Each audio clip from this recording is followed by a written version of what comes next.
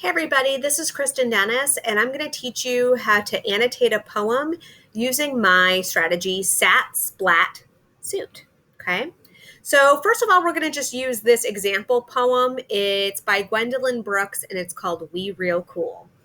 So it begins, the pool players, 7 at the golden shovel. We real cool, we left school, we lurk late, we strike straight, we sing sin, we thin gin, we jazz June, we die soon. Okay, that was it. So this is going to hopefully prove that even if a poem doesn't seem that long and you're not sure that there's a lot that you can talk about, hopefully annotation can help you come up with something to say or write about.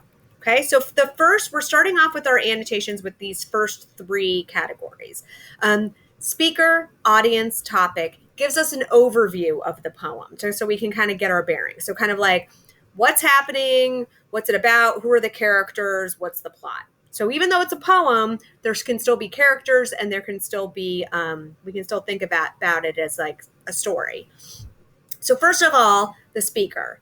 The speaker is not the poet, okay? So just stop talking about the poet is doing this in the poem, the poet, whatever, because that's not, it could be a character. Even if it seems autobiographical, it's more likely it's a character that the poet has created. So what we need to do is kind of decide who is talking in the poem, who is the character that the voice of the poem is.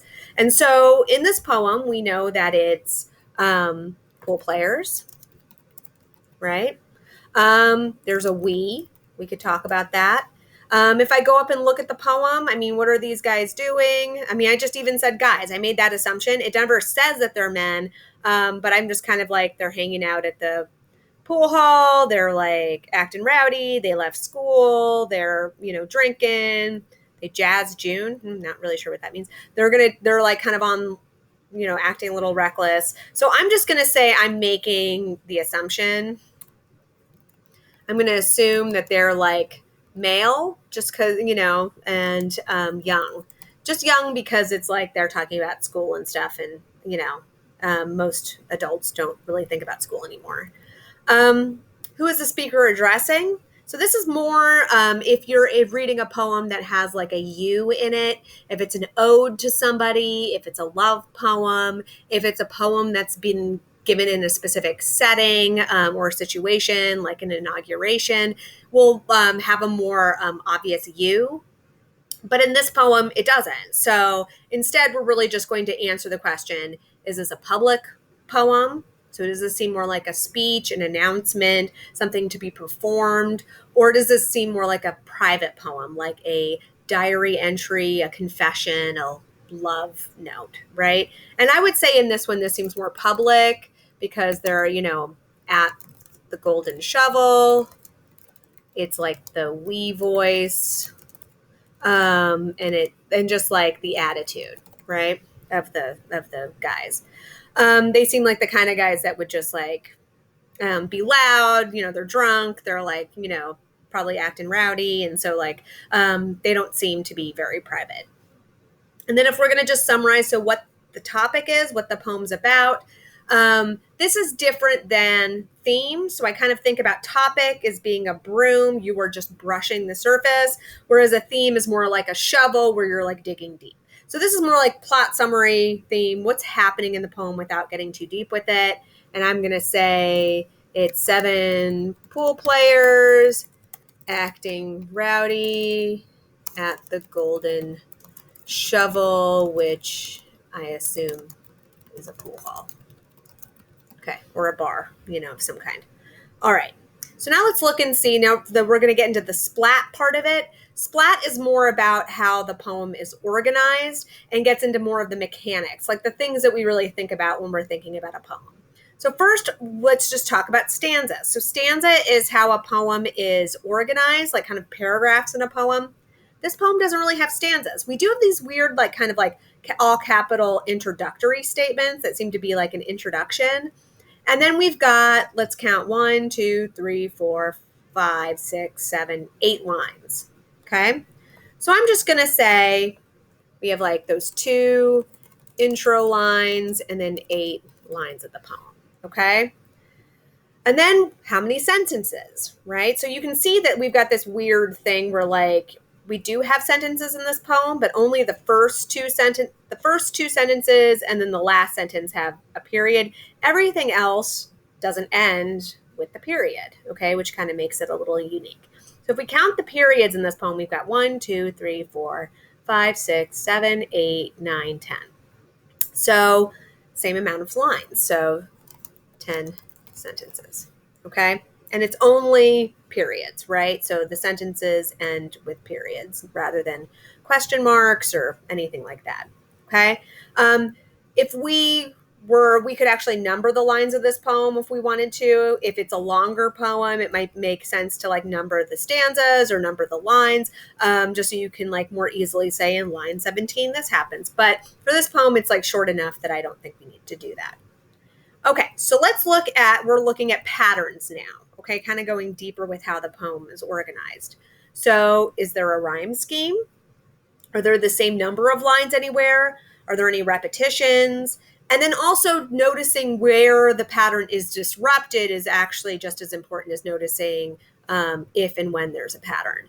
And so what we already kind of noticed was that we've got this, the first 2 lines and the last line end with a period, but then we've got this we. It's ending with a we, right? Which is kind of an interesting thing. So I'm just going to make that here. Let's go down here. Sorry, this is a little awkward. Okay, so I'm going to say,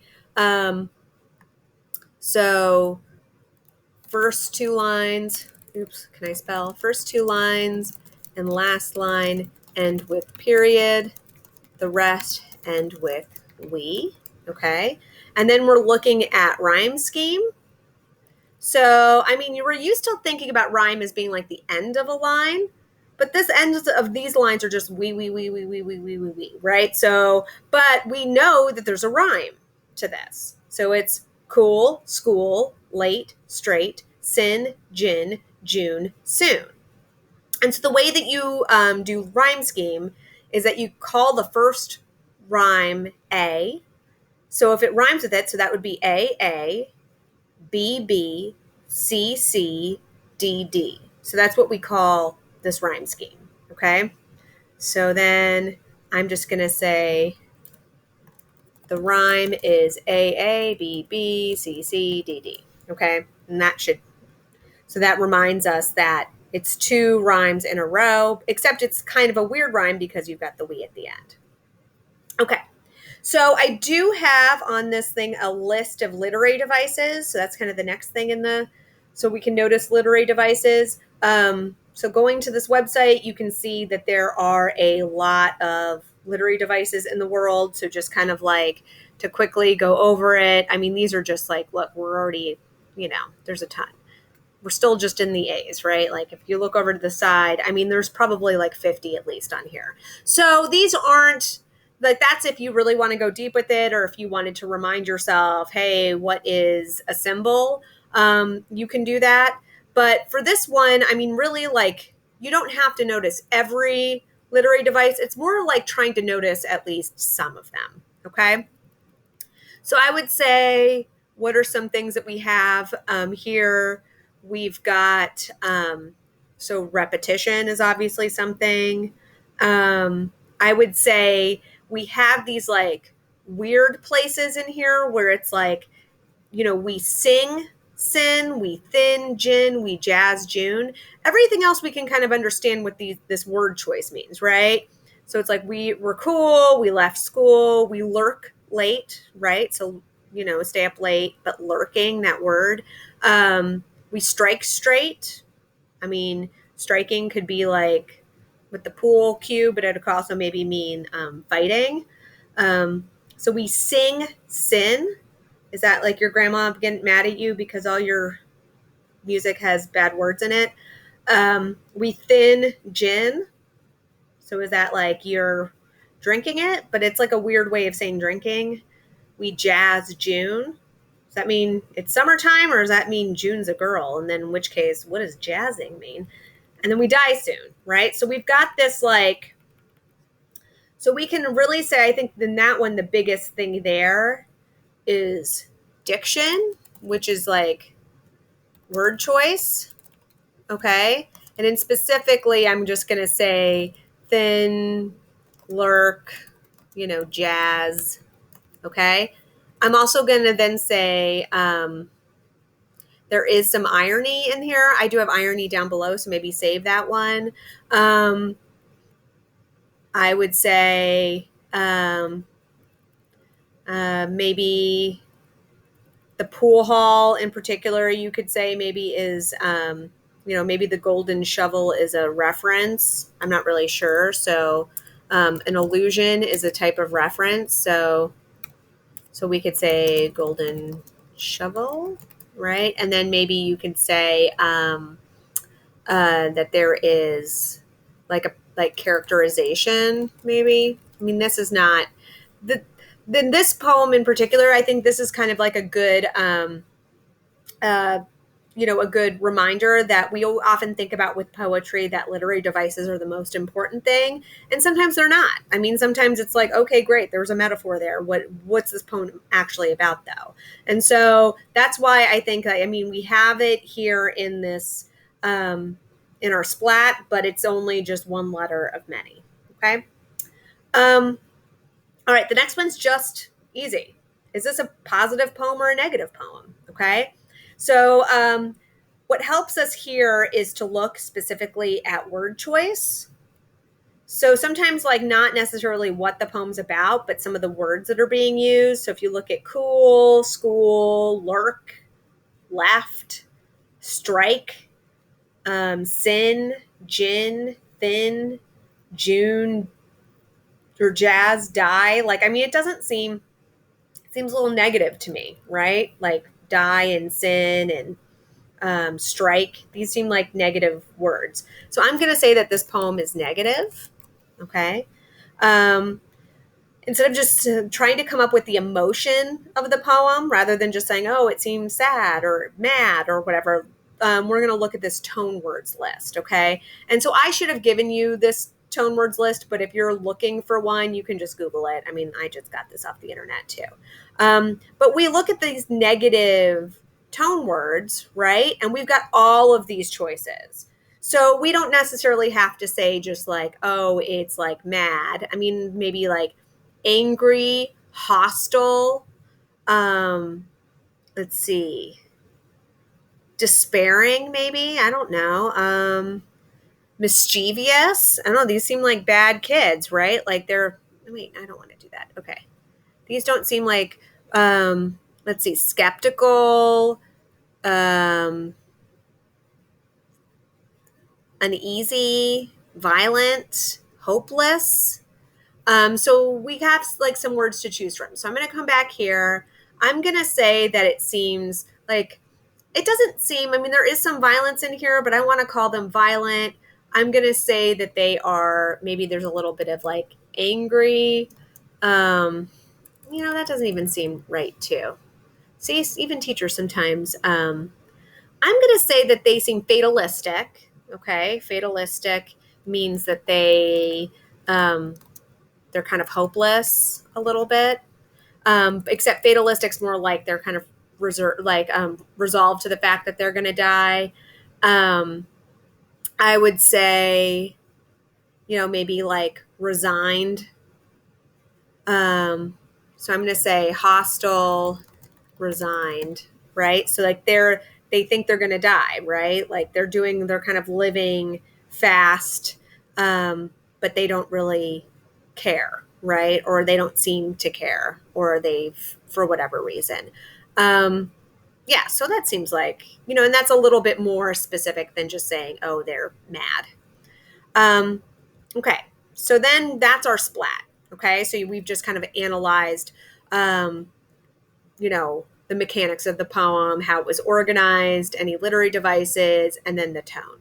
Okay, so now we're going to get into like the deep meaning. So if the sat was more about just like an overview of the poem, The suit is more about like really getting deep and then figuring out, so what is this poem about? So this is really what we're going to end up, if you were going to write about a poem, this is where you would kind of come up with those ideas. And then you would use like the splat to support that. And then your sat is more of like the introduction. Okay. Does that make sense? Maybe. All right. So satire. Is this poem making any social commentary? So can you make any connections to the real world? And I would say like, this definitely reminds me of like people that I've known in my life. People with addiction issues, or people with, maybe like, I don't want to say mental illness, but I would say people in despair, people in poverty that I've known in my life who just like do not care, who feel like they are hopeless, right? So I would also say maybe this is also like it feels like a young person's poem. Like if you're, young and you don't feel like you have like a future ahead of you, like you only are living in the now because you can't really feel like you can make plans. So I'm going to try to say some of that in here. So I'm going to say that, young people frustrated, are unable to think about a future. Okay, I'm going to also say like addiction, kind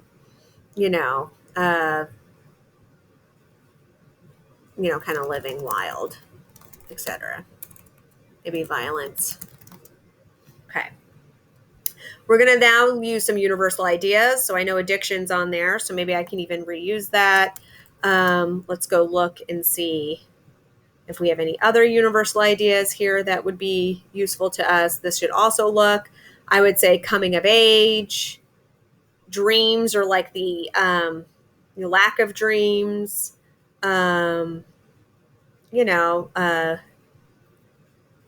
dreams, coming of age.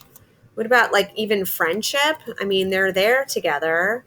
Death, right? Stereotypes, because I think sometimes we think, even I'm trying not to be stereotypical about them, but like even I was like, yeah, the kind of person this is. Maybe you can even say failure. Are they failing at something? Is there despair in this? Is there despair in just like kind of living in the moment, or not feeling like you have a future? But anyway, there's a lot of them. Okay, so we've got our kind of big ideas here. What about irony? Is there anything in the poem that's the opposite of what was expected, whether said or just stated as a situation? So I do have these videos linked here where it's like kind of tells you the difference between situational irony and verbal irony. So verbal irony is where you say the opposite of what you mean, so almost like sarcasm. Situational irony is where the situation is the opposite of what you expect to happen. So it's almost like what's ironic, which I would say is ironic, is that, young people living life kind of like in this energetic way, expect to die young. Okay. So it's like, you live fast, die young. Kind of that whole, it's better to burn out than fade away. That's a Kurt Cobain quote. I'm a child of the 90s. Okay. So anyway, now we're getting kind of into like the deeper meaning of this, and then let's come up with a theme statement. So if you've had my, I do have a video over here, so linked in here, about how to create a theme statement. But one of the best ways to do it is to try to make a connection between one or more of these universal ideas. And I would say maybe coming of age without dreams leads to despair. Okay. Okay. So as you can see, this short little poem that maybe we didn't think we had a lot to say about, we actually annotated really well. So if you have any questions about that, you can always ask me in class, and hopefully this helped. Later.